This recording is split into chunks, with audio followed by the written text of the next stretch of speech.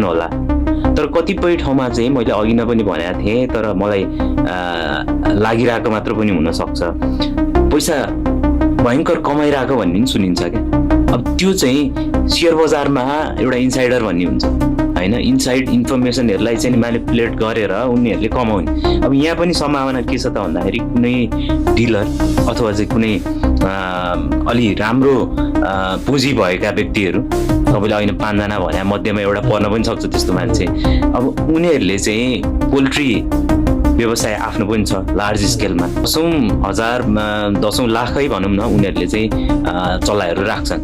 Production हुन्छ 30-40 दिनमा त उनीहरूको त बेच्नुपर्छ, चाहे आफ्नै दाना भए पनि आफ्नै जेसुकै भए पनि खर्च त भएको हुन्छ होइन, धेरै थोरै उनीहरूलाई थोरै नै परे पनि। अब त्यो बेच्ने बेलामा चाहिँ मूल्य बढ्छ है, कति बेला आरोप पनि लाउँछन् है, त्यति बेला चाहिँ तपाईँको कुखुराको मूल्य वात्त बढेको हुन्छ, जसरी सेयर बजारमा पनि माथि पुग्या हुन्छ क्यान्डल बन्दै बन्दै। अनि फेरि तपाईँको जब उनीहरूको सकिन्छ तल झर्छ।